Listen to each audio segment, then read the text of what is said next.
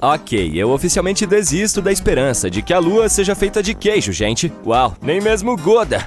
A bola lunar brilhante, ou uma banana torta, ou a metade de uma moeda, dependendo da fase em que está, tem diferentes camadas em seu interior, assim como a Terra. Uma dessas camadas é chamada de núcleo interno. Há cerca de 20 anos, os cientistas estavam observando como a Lua girava. Usando esses dados, eles concluíram que ela tinha um núcleo externo fluido, mas o núcleo interno era difícil de ser estudado, então eles não sabiam se era sólido como uma rocha ou derretido como um líquido quente.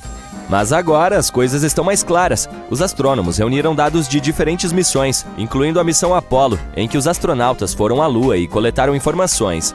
Além disso, eles usaram uma técnica especial chamada dados sísmicos. Esse método consiste em estudar como as ondas sonoras se movem através das coisas. Tomemos como exemplo os terremotos em nosso planeta. Quando ocorre um terremoto, ele cria ondas que atravessam o solo. Os cientistas podem detectar e analisar essas ondas para saber mais sobre o interior da Terra. A mesma ideia pode se aplicar a outros objetos em nosso sistema solar, como planetas ou, neste caso, a Lua. Quando ocorrem terremotos ou moonquakes, eles geram ondas sonoras. Ao ouvir e estudar cuidadosamente essas ondas, os cientistas podem criar um mapa detalhado do que há dentro do objeto. Eles podem descobrir coisas como as diferentes camadas, do que são feitas e como estão dispostas. Para verificar o interior profundo da Lua, os cientistas também usaram algo chamado laser ranging. Esse método mede a distância entre a superfície da Terra e a Lua com muita precisão. E tadã! O núcleo interno do nosso satélite natural é uma bola densa e sólida feita de ferro, exatamente como na Terra. Ele tem cerca de 500 km de largura, o que equivale a quase 15% do tamanho da Lua inteira. Os pesquisadores também encontraram evidências que apoiam a teoria de que a camada entre a superfície da Lua e seu núcleo, chamada de manto, tem se movido à medida que a Lua evolui ao longo do tempo. Esse movimento é algo que chamamos de revolvimento do manto lunar e pode explicar por que encontramos elementos ricos em ferro na superfície lunar. O material do manto acaba sendo levado para cima e a rocha vulcânica permanece na crosta da Lua. Alguns dos materiais dessa rocha eram muito densos, como eu. Então eles simplesmente afundaram de volta no material mais leve da crosta até o limite entre o núcleo e o manto. É como um ciclo em que o material do manto da Lua sobe durante a atividade vulcânica, carrega elementos ricos em ferro para a superfície e depois afunda novamente. Há outro mistério que os cientistas vêm tentando resolver, o que fez com que o campo magnético da Lua enfraquecesse e quase desaparecesse ao longo do tempo. Parece que agora que sabemos sobre o núcleo de ferro e a reviravolta global do manto, poderemos obter mais respostas sobre o campo magnético da Lua. Saber como é o núcleo interno pode nos ajudar a entender melhor a história da Lua, bem como a história de todo o nosso sistema solar. Uma das teorias amplamente aceitas sobre a origem da Lua diz que houve uma colisão maciça entre a Terra em seus estágios iniciais e outro objeto misterioso em nosso sistema solar. É a chamada teoria do grande impacto, e essa colisão foi tão forte que arrancou um grande pedaço da Terra primitiva e derretida. Se você colocasse uma moeda ao lado de uma ervilha verde, teria uma boa ideia do tamanho do nosso planeta em comparação com a Lua. Esse pedaço foi então enviado para a órbita do nosso planeta. E isso pode ter acontecido cerca de 95 milhões de anos após a formação do nosso sistema solar. O objeto que colidiu com a Terra poderia ter cerca de 10% da massa do nosso planeta natal e aproximadamente o tamanho de Marte. Isso faz sentido, afinal, a Terra e a Lua têm composições semelhantes. É claro que existem outras ideias sobre como a Lua se formou. Uma delas diz que a força gravitacional do nosso planeta a capturou. Isso significa que a Lua era apenas um objeto que passava inocentemente por ali quando, de repente, foi atraído e puxado para a órbita da Terra. Existe até a hipótese de que a Terra roubou a Lua de Vênus. Nesse caso, a Lua não deve se queixar. Acho que a vista é muito melhor aqui. Então sim, a Lua e a Terra são semelhantes no que diz respeito a rochas e alguns minerais, mas a Lua não tem a mesma atmosfera do nosso planeta. Sua atmosfera é fina e consiste em alguns gases estranhos que incluem potássio e sódio, o que não é algo que se pode encontrar na atmosfera de Marte, Vênus ou Terra. E as rochas da Lua não contêm água, mas isso não significa que não haja água lá em cima. Há muito tempo, no século XVII, os astrônomos viram grandes manchas escuras na superfície da Lua. Um desses astrônomos achou que essas manchas pareciam oceanos, então as chamou de Maria, que significa mares em latim. Outros astrônomos também fizeram mapas da Lua e usaram o termo Maria para descrever essas manchas escuras. Por exemplo, Mare Tranquillitatis, traduzido como Mar da Tranquilidade, onde a Apollo 11 fez seu pouso. Mas parece que essas manchas escuras não são de fato oceanos. Elas são planícies feitas de lava endurecida que entrou em erupção há muito tempo. Essas erupções vulcânicas deixaram para trás áreas lisas e planas chamadas de planícies de basalto. No final do século XIX, um observador do céu estudou a Lua e descobriu que ela não tinha uma atmosfera. Sem uma atmosfera, não há nuvens nem ar para evitar que a água evapore. Portanto, os cientistas pensavam que qualquer água na Lua desapareceria imediatamente. Eles acreditavam que a Lua era totalmente seca. Mas então, em 1961, um físico teve uma ideia diferente. Ele apontou que poderia haver água na Lua em áreas especiais chamadas regiões permanentemente sombreadas. Esses são pontos na Lua onde o Sol não brilha, portanto eles permanecem escuros o tempo todo. Assim, o gelo de água poderia existir nessas áreas escuras porque elas são extremamente frias e o gelo não evaporaria. Mas, quando os astronautas das missões Apollo foram à Lua, eles trouxeram de volta amostras do solo e os cientistas não encontraram sinais de água nelas. Assim, todos voltaram a pensar que a Lua era completamente seca. Nos anos 1990, a NASA concentrou-se nessas crateras sombreadas e encontrou altas concentrações de hidrogênio, o que significa que poderia haver gelo nos polos da Lua. Eles ainda não tinham certeza, então continuaram cavando e, depois de algum tempo, encontraram hidrogênio preso dentro de minúsculos grânulos de vidro vulcânico. Como não há vulcões ativos na Lua atualmente, isso significa que é provável que havia água na Lua quando esses vulcões entraram em erupção há muito tempo. Além disso, poderia haver muito mais água nos primórdios da nossa Lua. Em 2020, a missão Sofia, da NASA, nos mostrou o que estávamos procurando há muito tempo. Afinal, existe água na Lua. Acontece que a água está escondida entre os grãos de poeira lunar ou grudada na superfície nas áreas iluminadas pelo Sol da Lua. Portanto, não há oceanos como os que temos na Terra, mas pelo menos há alguma coisa. Mas a pergunta permanece. Como a água chegou até lá? Parece que a Lua teve uma história caótica na época em que estava se formando, como provavelmente a maioria dos planetas e luas do nosso sistema solar. Portanto, há algumas evidências de que a água chegou lá por meio de cometas que atingiram sua superfície nos velhos tempos, ou talvez continue chegando por meio daqueles que estão se chocando contra a Lua atualmente. Estamos falando de uma situação caótica em que micrometeoritos gelados colidem com a superfície da Lua, e a poeira faz uma bagunça ainda maior ao interagir com o vento solar.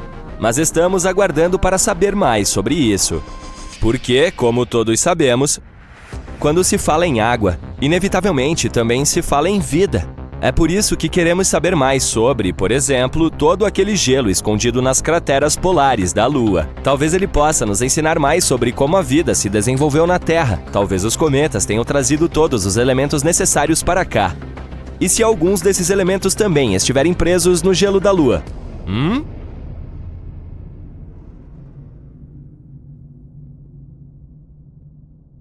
O quê? Veja, está vendo isso?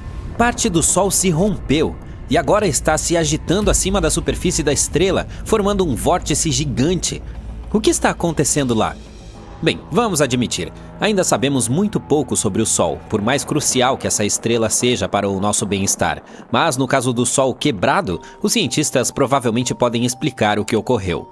Parte do plasma do astro provavelmente irrompeu da superfície e se separou, criando algo semelhante a um vórtice em forma de coroa sobre o Polo Norte solar. Ainda assim, essa é apenas uma teoria. Os astrônomos precisam realizar mais análises para descobrir se foi isso mesmo que aconteceu. No momento, eles estão um pouco desconcertados, pois esse fenômeno não se parece com nada que já tenham visto antes. Mas as imagens que temos são inegavelmente impressionantes. O que é mais alarmante, porém, é que o comportamento da nossa estrela está mudando atualmente. Ela está aumentando sua atividade, ficando mais agitada com erupções e manchas. Este ano teve erupções todos os dias até agora. Também lançou algumas de classes X e M em janeiro de 2023, que são a maior e a segunda maior que pode produzir. Mesmo que isso pareça um pouco alarmante, não se preocupe. O Sol tem certos ciclos de atividade que se repetem a cada 11 anos aproximadamente. Alguns são relativamente calmos, enquanto outros são absolutamente selvagens. Esses ciclos ocorrem simultaneamente com as flutuações do campo magnético solar.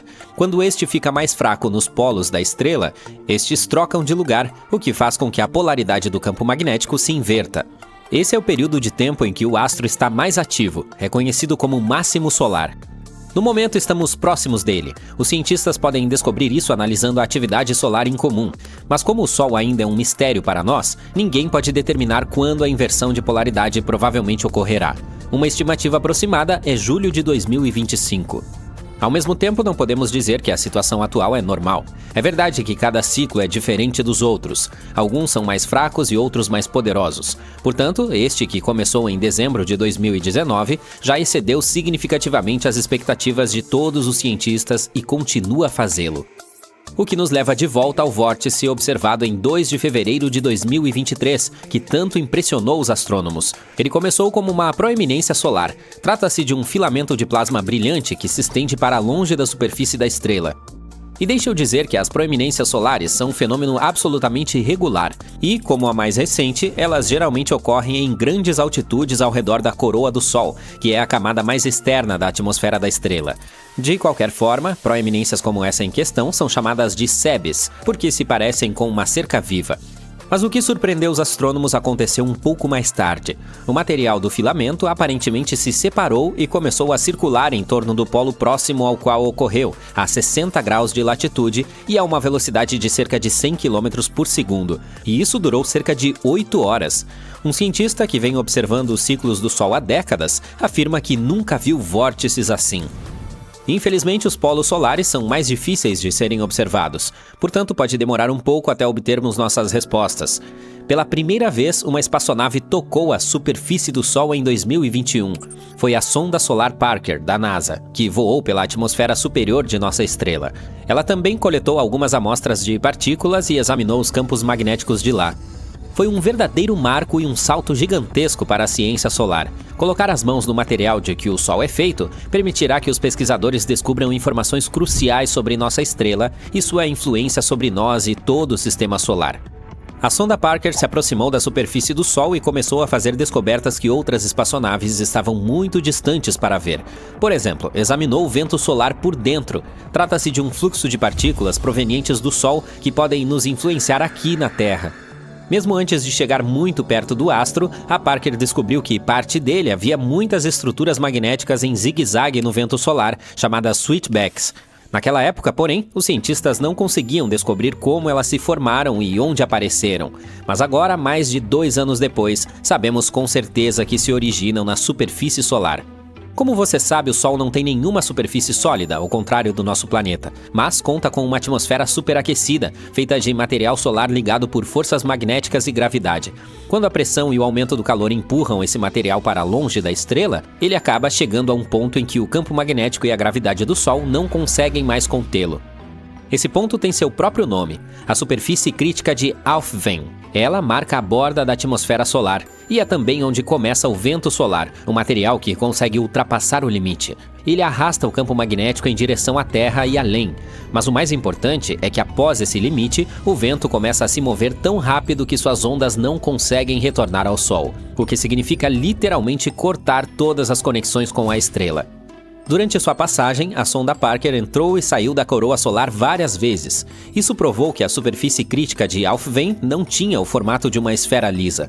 Ele tem vales e picos, e sua superfície é um pouco enrugada. Em um determinado momento, a sonda chegou a encontrar um pseudofluxo, uma estrutura maciça na coroa do Sol que se eleva bem acima da superfície da estrela. É possível vê-la da Terra durante os eclipses solares. E sabe de uma coisa? Para a sonda Parker, passar por esse pseudofluxo foi como voar para o olho de uma tempestade. Lá dentro, tudo era muito mais silencioso. As partículas se moviam mais lentamente e havia menos mudanças de direção. Foi uma grande mudança em relação à barragem de partículas que a sonda encontrou dentro do vento solar. Agora, falando em erupções solares, elas são muito perigosas para a Terra. A radiação que liberam pode interferir em nossa comunicação por rádio. Essas tempestades afetam todos os sistemas eletrônicos, desde a internet até as redes de energia, e podem até destruir satélites. A maioria das erupções solares dura minutos, mas algumas continuam por horas. Os cientistas as classificam de acordo com a intensidade do brilho em raios X. É pouco provável que você perceba as menores se não tiver um equipamento especial. As erupções solares médias causam apagões de rádio fugazes nos polos, mas nada muito grave. É com as de classe X que as pessoas devem se preocupar. Elas causam as tempestades solares mais fortes e duradouras. Uma dessas em direção à Terra não ocorrerá de uma só vez. Primeiro haverá luz solar de alta energia, principalmente raios ultravioleta e raios X. Elas ionizarão a atmosfera superior do nosso planeta e atrapalharão a comunicação por rádio. Depois, uma tempestade de radiação atingirá a Terra. E, finalmente, uma nuvem colossal de partículas solares carregadas atingirá nossa atmosfera. Elas vão interagir com o campo magnético do planeta e causar estragos em todo o mundo. Se uma tempestade solar intensa ocorresse nos dias de hoje, começaria interrompendo o GPS e derrubando satélites. Se algum astronauta estivesse fazendo uma caminhada espacial naquele momento, teria apenas alguns minutos após o primeiro flash de luz para encontrar abrigo. Suas espaçonaves provavelmente estariam devidamente protegidas e seguras o suficiente. O principal desafio seria entrar a tempo. Depois, a tempestade continuará a interferir nas comunicações via satélite. É por isso que muitas de suas atividades diárias, desde ligar para seus amigos até pagar com cartão de crédito, estariam em risco. Mas uma das piores consequências estaria ligada às redes de energia. Os picos causados pelas partículas provenientes do Sol danificariam transformadores gigantes. Uma tempestade solar poderosa poderia custar de 1 trilhão a 2 trilhões de dólares. Felizmente, se uma tempestade solar tão poderosa estivesse vindo em nossa direção, provavelmente receberíamos algum tipo de aviso. Equipamentos modernos em todo o mundo e no espaço não param de observar o Sol nem por um segundo. Isso nos daria algum tempo para nos prepararmos, entre várias horas e alguns dias. E se os transformadores fossem desligados a tempo, as consequências não seriam tão dramáticas. Atenção, atenção, atenção! Alerta de emergência! Isso não é um exercício! A Via Láctea está pegando fogo! Repito, a Via Láctea está pegando fogo! Protocolos de evacuação ativados. Todas as formas de vida terrestres devem ser transferidas para a galáxia de Andrômeda imediatamente. Repito! Espere, um incêndio em nossa galáxia? Tudo se resume ao gás incrivelmente quente que circunda a Via Láctea, que não é apenas intensamente quente, também existe há bilhões de anos. Mas o que faz com que ele aqueça e se mantenha assim?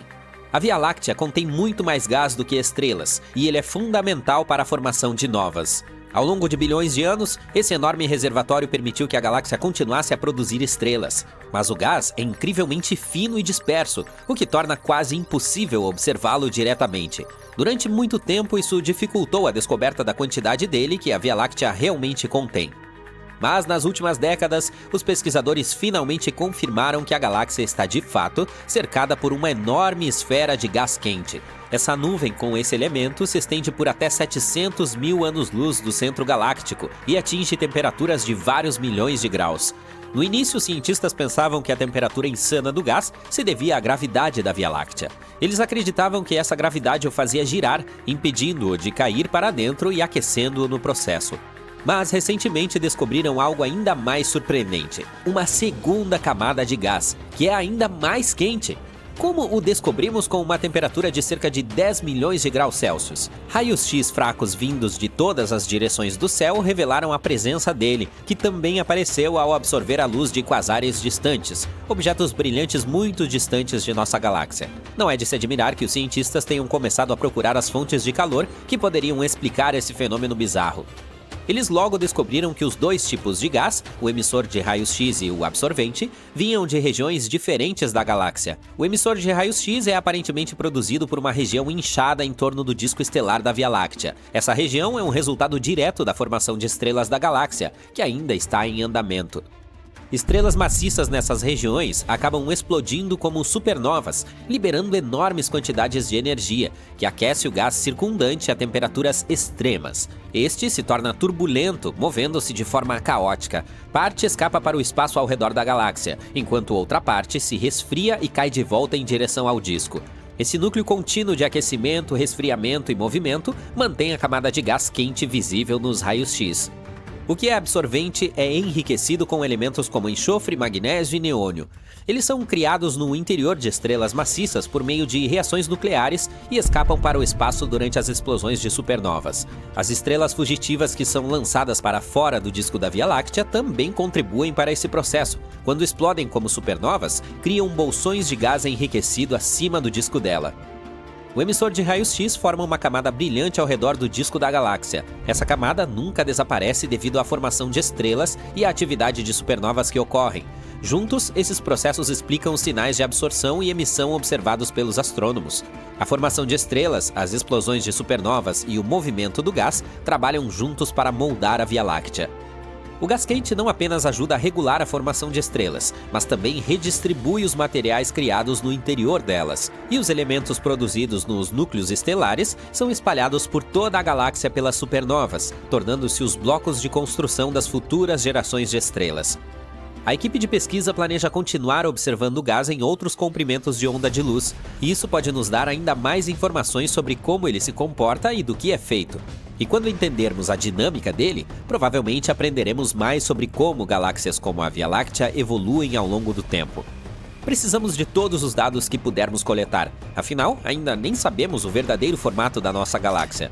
Descobertas recentes revelaram que ela não é um disco plano, como se pensava anteriormente, mas tem uma estrutura deformada. E o que é mais louco? A matéria escura pode ser a causa dessa deformação. A primeira confirmação de que a Via Láctea não é um disco perfeitamente plano veio das observações da espaçonave Gaia.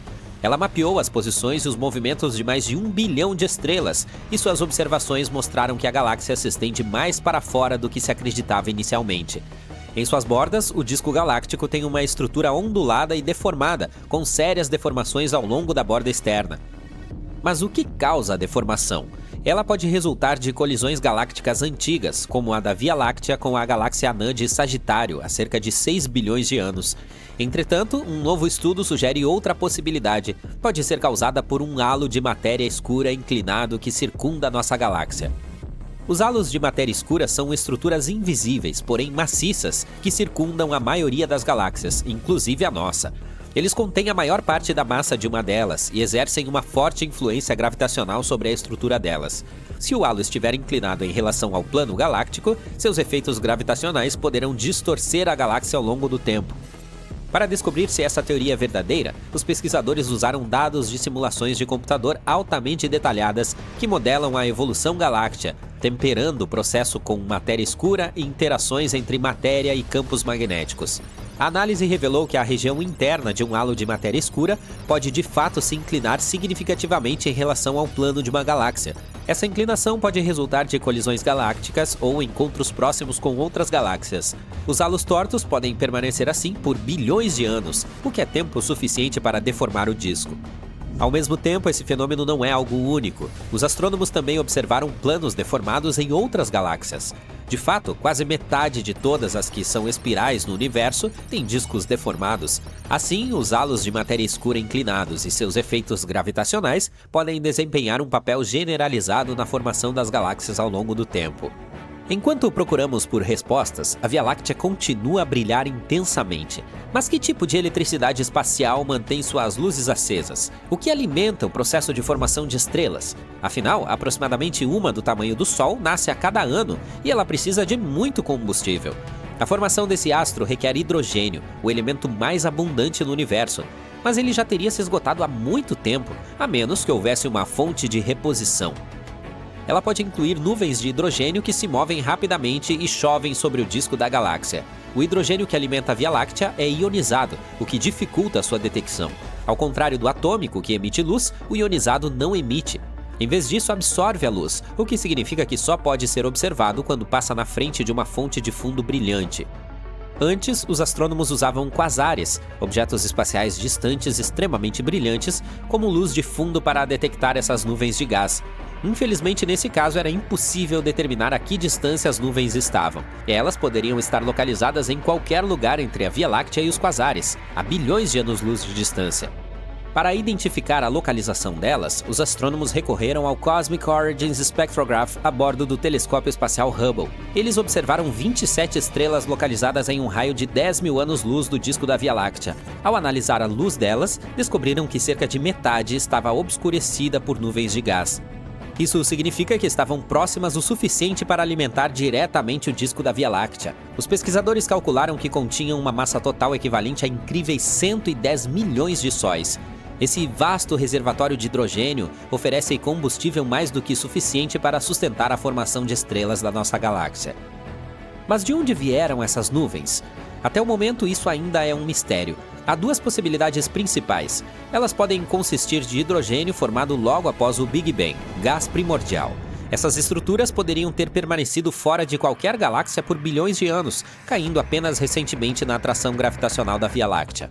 Ou podem ser feitas de material ejetado dela. Quando as estrelas explodem como supernovas, são capazes de expelir gás para fora. Com o tempo, esse material pode esfriar e cair de volta para o disco, formando as nuvens.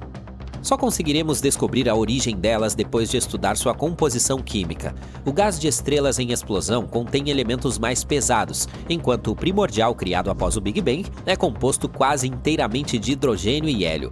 Os futuros telescópios ultravioleta poderão fornecer as medições detalhadas necessárias para resolver a questão. Veja este cometa, o 29P Schwarzmann-Wachmann. Recentemente, ele entrou em erupção 4 vezes em menos de 48 horas e ficou quase 300 vezes mais brilhante do que o normal. Esse é o conjunto mais poderoso de erupções que o cometa teve em mais de 3 anos. Devemos nos preocupar aqui na Terra? Bem, eu não diria que os cientistas estão preocupados. Eles estão super animados. Primeiro, vou te dar um pequeno histórico. O 29P é o que os astrônomos chamam de Cometa Centauro. Esses são objetos gelados que orbitam o Sol no espaço entre Júpiter e Netuno. O que é interessante sobre os centauros é que eles são como híbridos cósmicos porque estão se movendo de um tipo de corpo espacial para o outro. Eles começam sua vida como objetos distantes em uma zona gelada e sem vida além de Netuno, mas depois de alguns milhões de anos, se movem em direção ao Sol porque os planetas do Sistema Solar os afetam com sua gravidade. Por fim, eles se transformam em cometas de curto período. Esse termo significa que podem passar perto do Sol e depois voltar para essas regiões geladas. Os centauros, e seu nome de fato vem de uma criatura híbrida, metade cavalo e metade humana, popular na mitologia grega, são especialmente interessantes porque são basicamente restos de formação do nosso sistema solar, uma espécie de fósseis cósmicos. Como estão há tanto tempo no gélido sistema solar externo, eles mantiveram muitos dos materiais voláteis que estavam presentes quando o sistema solar estava se formando. Isso os torna uma pista valiosa para entender como nosso sistema solar evoluiu. É isso que deixa os cientistas tão entusiasmados. Agora, sobre o 29P em si, ele é enorme para um cometa. Tem cerca de 59 km de diâmetro, o que é quase 3 vezes o comprimento de Manhattan. Agora, não se preocupe, ele está muito longe para nos causar qualquer dano. Embora seja um dos até 1000 centauros conhecidos, o 29P também faz parte de um grupo mais raro de cometas chamado de cometas criovulcânicos. Essa é uma classe fascinante de objetos espaciais que apresentam atividade geológica exclusiva. O fato é que os cometas criovulcânicos não contêm apenas a mistura usual de gelo, poeira e rocha, mas também apresentam criovulcões, também conhecidos como vulcões frios. Eles entram em erupções com materiais voláteis, como água, amônia ou metano, em vez de rocha derretida. Quanto aos cometas comuns, quando eles se aproximam do Sol, o calor da estrela evapora seus gases, levando à emissão de poeira e partículas minúsculas, elétrons e íons. Esses materiais criam suas magníficas caudas. Essas erupções são incrivelmente espetaculares e fazem com que o cometa pareça muito mais brilhante, pois a nuvem de criomagma reflete a luz do Sol. A nuvem que se forma ao redor do cometa é chamada de coma e pode se tornar tão grande e brilhante que faz com que o cometa pareça uma bola de luz difusa. Se você já observou um cometa, a coma é o halo que você vê ao redor dele. Essas erupções são bastante imprevisíveis. Enquanto a maioria dos cometas criovulcânicos segue órbitas elípticas que os levam para longe no sistema solar, o 29P está em uma órbita mais circular, permanecendo em torno da mesma distância do Sol que Júpiter. Seria de se esperar que isso significasse que suas erupções seriam mais regulares, mas esse não é o caso. Na verdade, o 29P entra em erupção de forma completamente aleatória e imprevisível, e os cientistas ainda estão tentando descobrir o motivo. As últimas explosões começaram em 2 de novembro de 2024, quando o 29P entrou em erupção pela primeira vez em quase 2 anos. Esse evento foi seguido por mais 3 grandes erupções em menos de 48 horas, o que realmente chamou a atenção dos astrônomos da British Astronomical Association. Eles estavam monitorando o 29P há algum tempo e relataram que as erupções emitiram uma nuvem de detritos que refletia cerca de 289 vezes mais luz do que o núcleo do cometa, o que representa um enorme aumento de brilho. Os astrônomos esperam que a coma, que está crescendo após cada erupção, possa assumir uma forma incomum. As múltiplas explosões podem fazer com que a coma se expanda de uma forma estranha e irregular. Isso é especialmente interessante porque o 29P não tem uma grande erupção como essa desde novembro de 2022. Na época, ele lançou mais de 1 milhão de toneladas de detritos. A última vez que ele teve uma erupção maciça foi em setembro de 2021, quando o cometa teve várias erupções em rápida sucessão. Além da confusão sobre suas erupções, o 29P é bastante diferente da maioria dos outros cometas. A maioria dos cometas tem órbitas elípticas que os levam para longe do sistema solar. Eles passam décadas, séculos ou até milhares de anos longe do Sol, entrando em erupção apenas quando se aproximam. Mas o 29P não faz isso. Não, ele orbita o Sol uma vez a cada 15 anos e permanece a aproximadamente a mesma distância de Júpiter. Esse comportamento estranho deixa os astrônomos ainda mais ansiosos para descobrir o que está acontecendo com ele.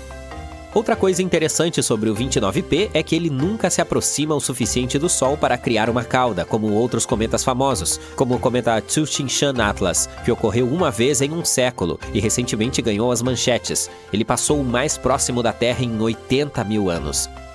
O telescópio espacial James Webb da NASA está de olho no 29P, ajudando a resolver alguns dos mistérios sobre o cometa. E recentemente fez outra descoberta inovadora. Ele detectou jatos de CO2, o bom e velho dióxido de carbono, provenientes do cometa. Essa foi a primeira detecção de jatos de CO2 nesse cometa em particular. O Webb também descobriu um jato de monóxido de carbono vindo do cometa. Isso pode nos dizer muito sobre a composição do cometa e suas explosões. O que é especialmente interessante é que os jatos parecem vir de diferentes partes do núcleo do 29P. Embora o Webb não possa, de fato, descobrir o núcleo em si, porque ele é muito pequeno para ser visto em detalhes, os jatos provenientes de diferentes locais na superfície do cometa sugerem que o núcleo pode ser formado por vários objetos. Esses objetos podem ter composições diferentes, e é possível que o núcleo seja mais um corpo composto, formado por pedaços menores que se juntaram ao longo do tempo. Estranhamente, os astrônomos não detectaram nenhum vapor de água na atmosfera do cometa. Isso é incomum porque as atmosferas da maioria dos cometas geralmente contêm água. Nosso cometa pode não ter vapor de água devido às temperaturas extremamente frias em sua superfície. Isso poderia impedir a evaporação ou vaporização da água. O 29P não é a única coisa que o Webb está estudando. O telescópio também tem feito algumas grandes descobertas sobre galáxias muito distantes. Por exemplo, ele detectou recentemente uma galáxia com um nome bastante complicado, GSNDG 9422, que surgiu cerca de 1 bilhão de anos após o Big Bang. O que é muito estranho nessa galáxia é que o gás nela está brilhando mais do que as estrelas, o que é muito raro. Essa poderia ser uma fase de elo perdido na evolução das galáxias, algo que poderia ajudar os astrônomos a entender como as galáxias fizeram a transição das primeiras estrelas, chamadas de estrelas da população 3, para os tipos de galáxias que vemos hoje. As estrelas dessa galáxia são muito mais quentes do que as que vemos nas galáxias modernas do universo local, cerca de 80 mil graus Celsius, em comparação com os típicos 40 mil, 50 mil graus Celsius das estrelas atuais. Isso pode significar que a galáxia está no meio de uma fase super breve, mas intensa, de formação de estrelas, em que estrelas enormes e quentes estão surgindo em uma densa nuvem de gás. E essa nuvem de gás está brilhando tão intensamente porque está sendo atingida por toneladas de luz dessas estrelas. A equipe de pesquisa por trás dessa descoberta diz que, embora a galáxia não tenha estrelas da população 3, porque os dados mostram que ela tem muita complexidade química, ela ainda pode ser um guia para entender como as galáxias evoluíram das primeiras estrelas para as galáxias que conhecemos hoje. Ainda há muitas perguntas sobre essa galáxia. Trata-se de uma fase rara ou é algo que acontece com frequência nos estágios iniciais da formação de galáxias? Os astrônomos esperam estudar mais galáxias como essa para descobrir. Os astrônomos acabaram de anunciar que podem ter encontrado sinais de possível vida em um planeta fora do nosso sistema solar. Esse mundo distante é chamado de K2-18b e está localizado a cerca de 124 anos-luz de distância, na constelação de Leão. Então, de que vida estamos falando? Pequenos homens verdes? Criaturas com tentáculos semelhantes a polvos? Bem, não exatamente. Antes de mais nada, vamos definir o que é vida.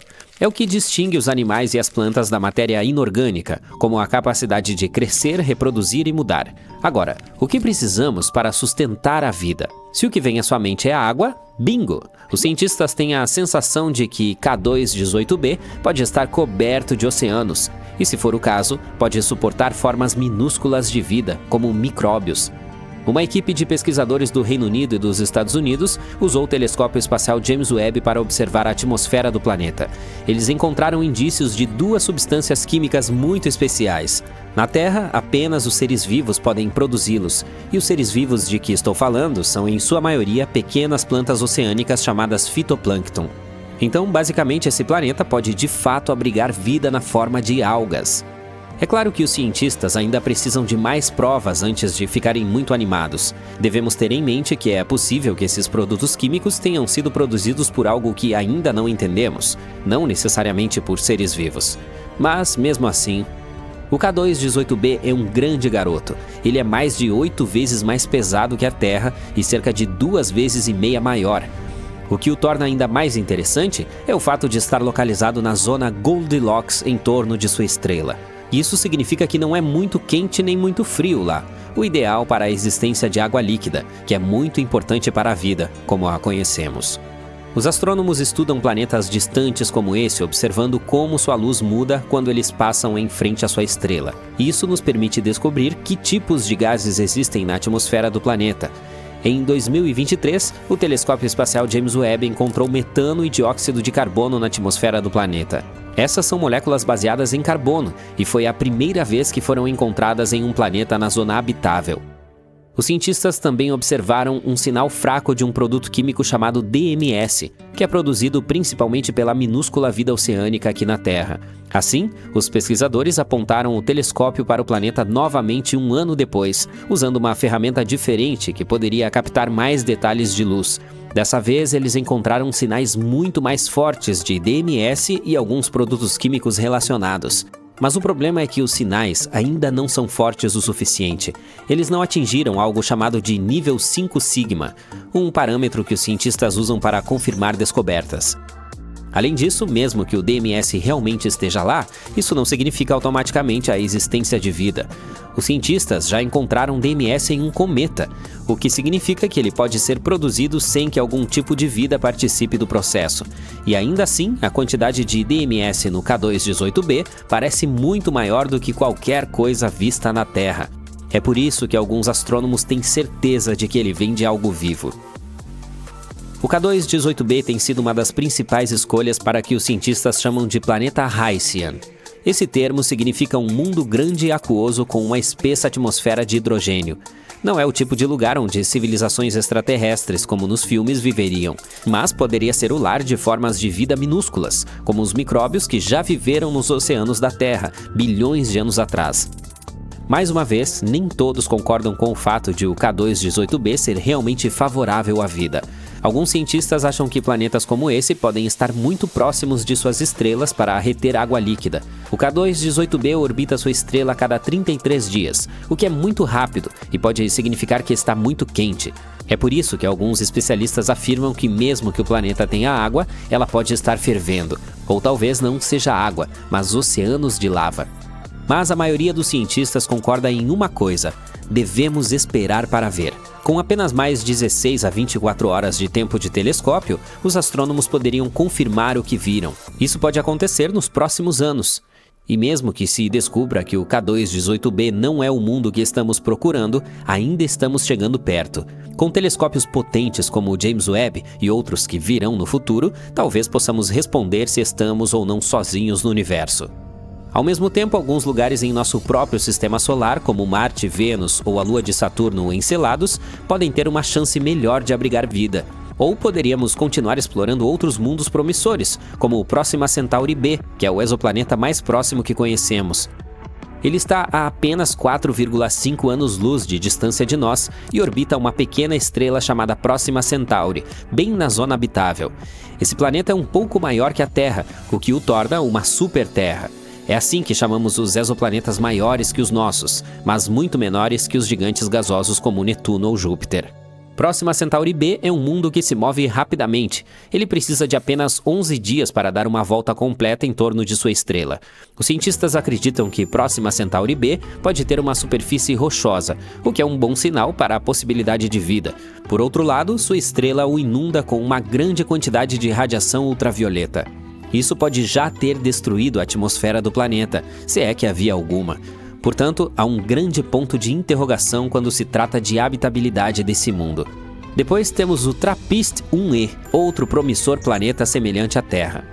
Ele é um dos 7 planetas rochosos que orbitam uma estrela pequena e fria chamada TRAPPIST-1, a cerca de 39 anos-luz de distância. Descoberto em 2017, ele pode ser um dos lugares mais promissores para se procurar vida além da Terra.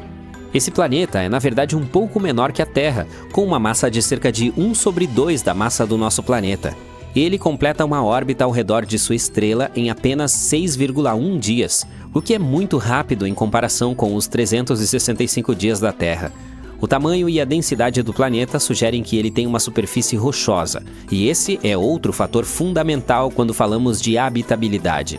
Embora o TRAPPIST-1e esteja muito próximo de sua estrela, a estrela é bastante fraca e fria. Portanto, o planeta ainda pode ter um clima estável, semelhante ao da Terra. Alguns cientistas até acham que ele poderia ter mais água do que a Terra. Vamos passar para o Kepler 186f, localizado a cerca de 500 anos-luz de distância. Esse foi o primeiro planeta do tamanho da Terra encontrado na zona habitável de outra estrela. Ele orbita uma anã vermelha, que tem uma combustão mais fria e vive muito mais tempo do que o nosso Sol. Isso significa que o Kepler 186f poderia ter condições estáveis por bilhões de anos, dando à vida tempo suficiente para possivelmente se formar e evoluir. O planeta recebe apenas cerca de 1/3 da luz solar que a Terra recebe, portanto, provavelmente seria mais frio, mas ainda quente o suficiente para evitar que a água congele. Ele também parece ser um planeta rochoso, assim como a Terra, o que aumenta suas chances de abrigar vida. Que tal visitar o LHS 1140b, a cerca de 40 anos-luz de distância? Esse planeta tem cerca de 5,6 vezes a massa da Terra. Os cientistas acreditam que ele seja rochoso e possivelmente tenha uma atmosfera espessa, o que é muito importante. Uma atmosfera como essa pode reter o calor, manter as temperaturas estáveis e proteger a água de escapar para o espaço. Esse mundo orbita uma estrela anã vermelha silenciosa, portanto não é constantemente atingido por explosões nocivas como acontece com outros exoplanetas. Alguns estudos até sugerem que o LHS 1140b poderia ser um mundo oceânico com muita água. Portanto, esse é um dos planetas mais interessantes que encontramos em nossa vizinhança. E finalmente temos o Gliese 12b. Os astrônomos o chamam de Exovênus. Ele está localizado a 40 anos-luz de distância da Terra. Esse mundo tem aproximadamente o tamanho de Vênus e orbita uma estrela anã vermelha fria. Ele precisa de pouco menos de 13 dias para completar uma órbita. A temperatura no planeta é de cerca de 42 graus Celsius, o que é bastante quente, mas ainda assim adequado para a vida. O que torna o Gliese 12b tão interessante é que ele pode nos ajudar a entender como os planetas do tamanho da Terra ao redor de estrelas frias mantêm suas atmosferas. Isso é importante porque uma atmosfera é crucial para coisas como água líquida e proteção da vida contra a radiação nociva. De acordo com alguns pesquisadores, o Gliese 12b é uma das melhores chances que temos de descobrir se planetas como esse podem permanecer habitáveis. Neste momento, 4 planetas minúsculos parecidos com a Terra estão se acomodando em torno de um dos sistemas estelares mais próximos de nós. Estamos falando do segundo mais perto. Esses pequenos mundos rochosos têm cada um cerca de 20 a 30% da massa do nosso. Portanto, não são exatamente a Terra 2.0, mas ainda assim são bastante sólidos. Será que um deles se tornará nosso novo lar um dia? Bem, todos estão bem próximos, portanto os humanos do futuro poderão visitá-los algum dia. Não no ano que vem ou algo assim, mas poderemos enviar missões para lá. No entanto, não espere nenhum vizinho extraterrestre. Esses planetas provavelmente não abrigam vida, pelo menos nada que possamos reconhecer. Vamos dar uma olhada neles. Esses carinhas são chamados de Barnard B, C, D e E. Que criativo! O mais interno tem uma massa de 26% da Terra. O segundo é um pouco maior, com uma massa de 30%. O terceiro tem 4% a mais de massa que o anterior. E o mais externo não é o maior. Na verdade, é apenas um bebê, com uma massa de 19% da nossa. Todos os planetas são provavelmente rochosos, como os internos do nosso sistema solar. Eles orbitam sua estrela de forma muito próxima, por isso precisam de apenas alguns dias, menos de uma semana, para fazer um círculo completo. Agora, e quanto à estrela que esses pequeninos estão circundando? Ela é chamada de Estrela de Barnard. Os astrônomos sempre tiveram um palpite de que poderia haver pelo menos um planeta em sua órbita. Em primeiro lugar, ela está muito próxima, em termos cósmicos, é claro. Somente o trio Alpha Centauri está mais perto de nós. A de Barnard está a pouco menos de 6 anos-luz de distância, o que é basicamente do lado. Ao mesmo tempo, não é como o nosso Sol, e sim uma anã vermelha, o tipo mais comum de estrela que existe. Ela tem apenas cerca de 1/6 da massa do nosso astro. Mas as anãs vermelhas são uma mina de ouro para aprender sobre planetas fora do nosso sistema. E estudar a estrela de Barnard pode ajudar os cientistas a descobrir como são aqueles em torno de estrelas únicas, como o nosso Sol ou essa anã vermelha, ou que tipo de ambiente os planetas anões vermelhos podem ter. E o mais importante, poderemos finalmente encontrar a resposta para a pergunta super importante: será que alguns desses lugares poderia de fato suportar vida? Durante muito tempo, os cientistas pensaram que poderia haver um grande gigante gasoso semelhante a Júpiter nas cercanias da estrela de Barnard. Tudo porque ela tem uma pequena oscilação. Parece que se desloca para perto e para longe da Terra ao longo do tempo, portanto, algo poderia estar puxando-a.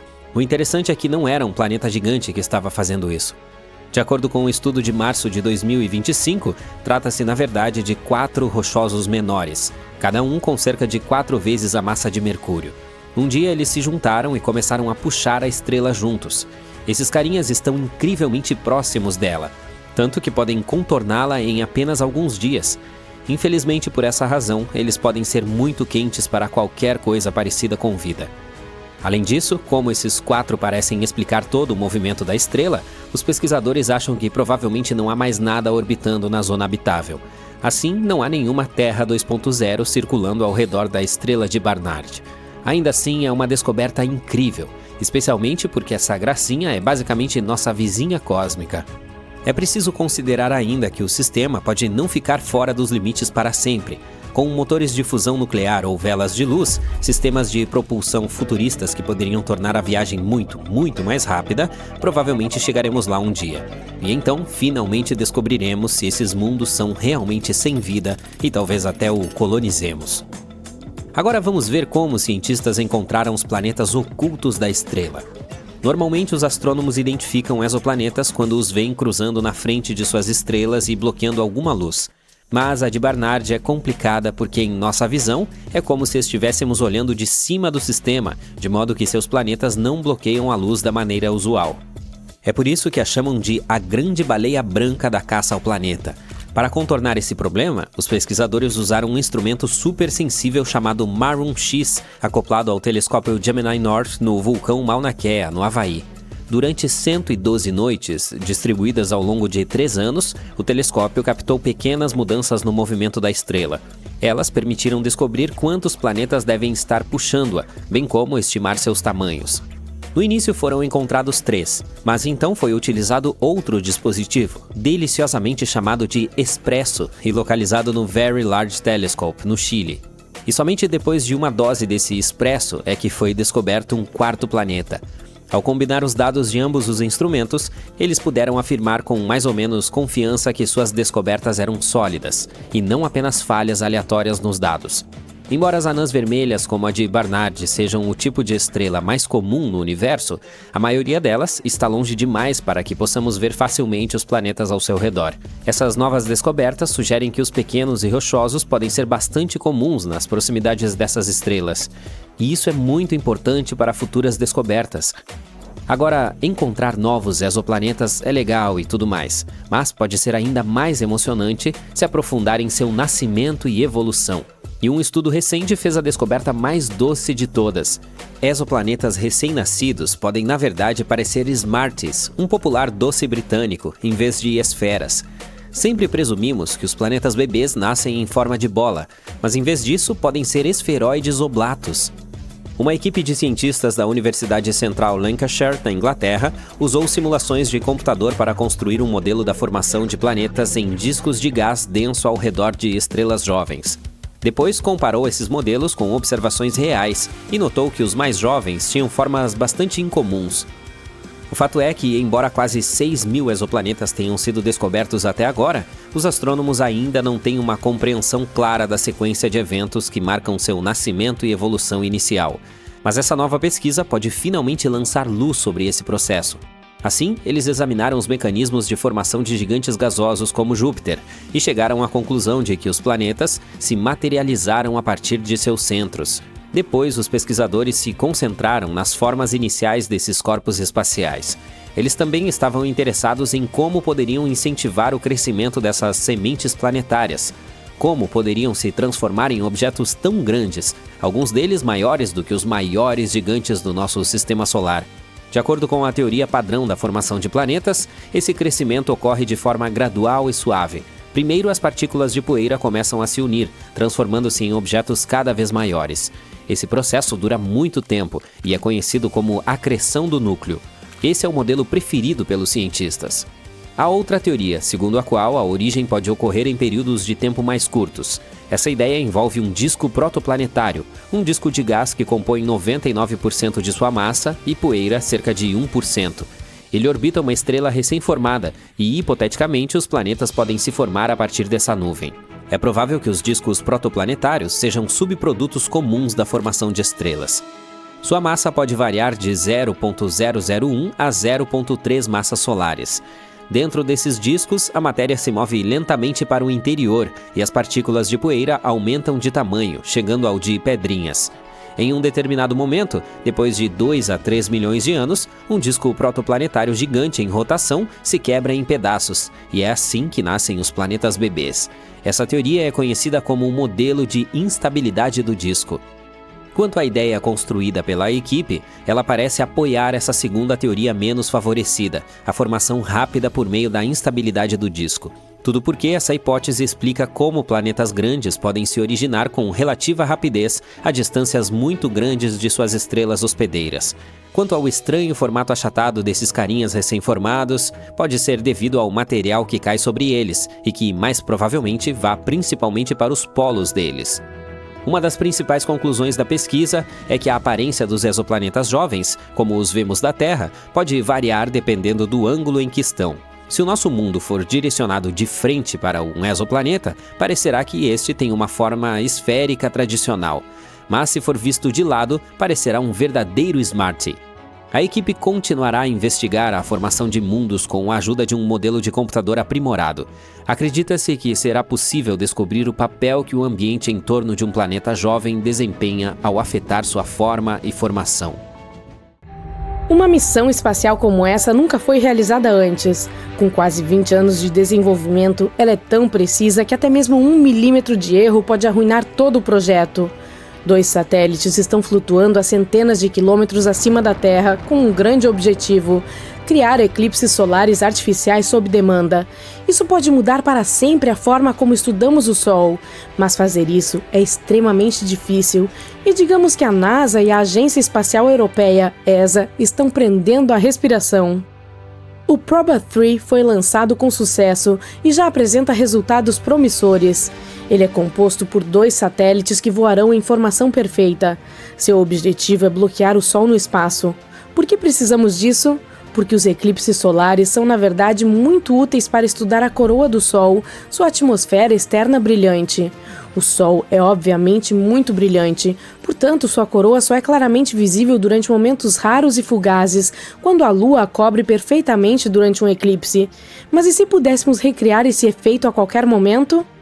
Essa é a principal tarefa do Proba-3, um satélite que funciona como um occulter, um disco gigante que bloqueia o Sol. Ele também carrega um disco largo, com cerca de 1,5 metros de largura, que funciona como uma lua artificial, bloqueando a luz do Sol. O outro é um coronagraph, que deve capturar imagens detalhadas da coroa solar. Há também um terceiro dispositivo que deve estudar o clima espacial e como as tempestades solares afetam nosso planeta. É incrível como eles precisam ser perfeitamente precisos para que isso funcione. Eles devem permanecer perfeitamente alinhados, com suas posições se deslocando por não mais do que 1 milímetro, aproximadamente a espessura de uma unha. Tudo isso enquanto flutuam no espaço, bem longe da Terra, sem nada para segurar. Esse projeto foi um esforço de equipe e um grande momento histórico. Essa é a primeira vez em que uma missão da ESA é lançada da Índia desde 2001. O Proba 3 foi construído com contribuições de 13 países europeus, além do Canadá. No entanto, houve um pequeno contratempo antes da partida. A empresa de frete aéreo se recusou a aceitar os satélites porque as baterias ainda estavam dentro deles.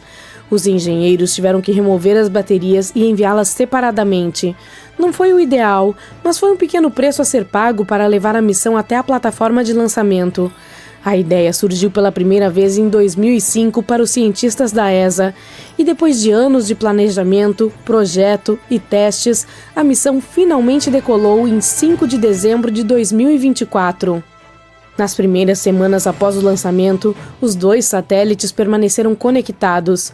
Os cientistas realizaram testes para garantir que eles estavam funcionando corretamente. Durante esse período, o coronógrafo, aparelho para medir a coroa solar, obteve sua primeira imagem, capturando um belo campo de estrelas na constelação de Ophiuchus. Então, em 14 de janeiro de 2025, a verdadeira missão começou. As 2 espaçonaves se separaram uma da outra com sucesso. Nas semanas seguintes, os engenheiros da ESA as reuniram cuidadosamente para manter uma distância controlada. Agora, os satélites do Proba 3 trabalham em uma órbita altamente elíptica, oscilando entre 600 km e cerca de 60 mil km da Terra. Isso deve ajudar a aliviar a gravitação da Terra, o que significa que os satélites não precisarão queimar muito combustível para se manterem perfeitamente alinhados. As espaçonaves também se comunicam uma com a outra usando lasers, ajustando suas distâncias em tempo real. Esse nível de controle nunca foi tentado nessa escala antes, mas a missão do Proba 3 não se limita a observar o Sol. O segundo satélite, o Occulter, tem sua própria missão. Ele carrega o Dara, um instrumento que medirá a produção total de energia do Sol. Isso é extremamente importante para estudos climáticos. Os cientistas precisam saber a quantidade de energia solar que chega à Terra. Se o Proba 3 for bem sucedido, ele provará que os satélites podem voar no espaço de forma autônoma, mantendo-se super precisos. Isso pode abrir as portas para tipos totalmente novos de missões espaciais. Por exemplo, telescópios gigantes no espaço, onde satélites separados atuam como uma enorme lente, ou monitoramento climático mais avançado, com instrumentos de precisão orbitando a Terra juntos.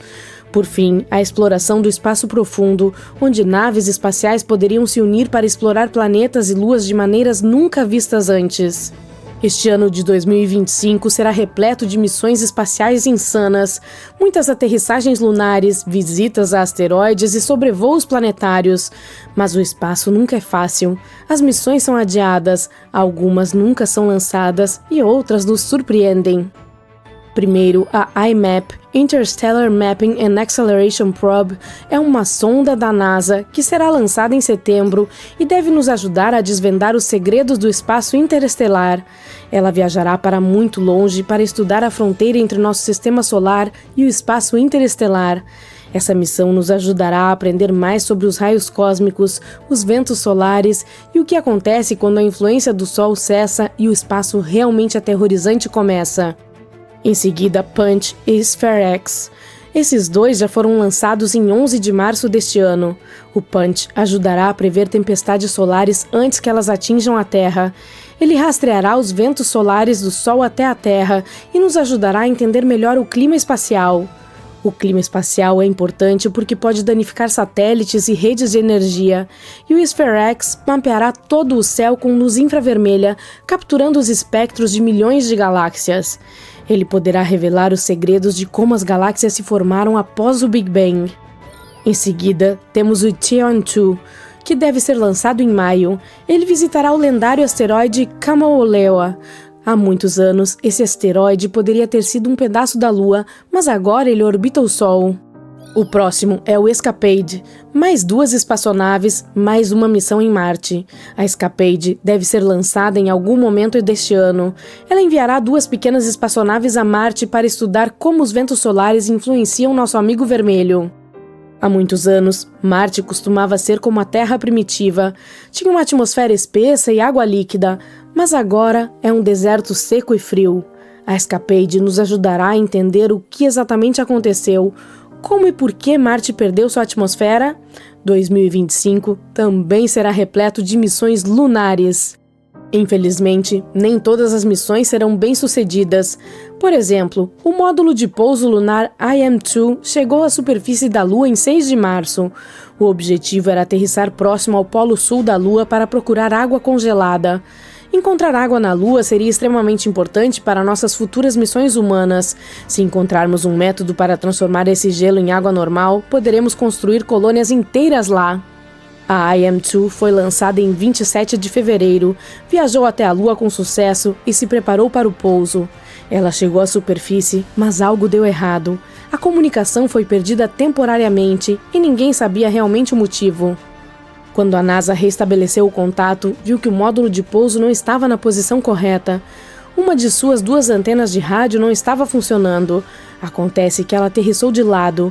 E agora, os painéis solares não conseguem gerar energia suficiente.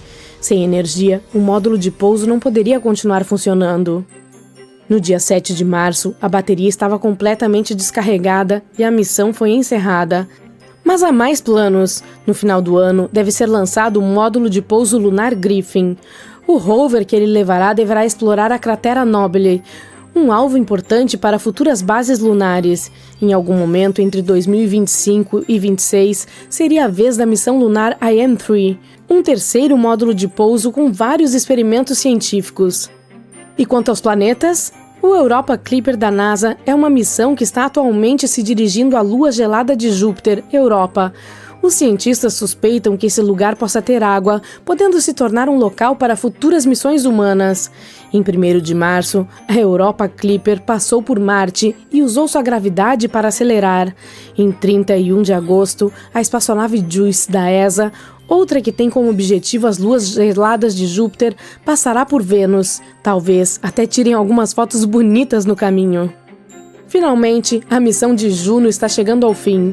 Desde 2016, a nave espacial Juno da NASA está orbitando Júpiter. Ela nos forneceu imagens de tirar o fôlego e dados cruciais.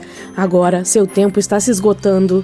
Se tudo correr como planejado, a Juno continuará até setembro, antes de se chocar deliberadamente com Júpiter para evitar a contaminação de suas luas. Todas essas missões estão ampliando os limites do conhecimento humano e estamos apenas começando.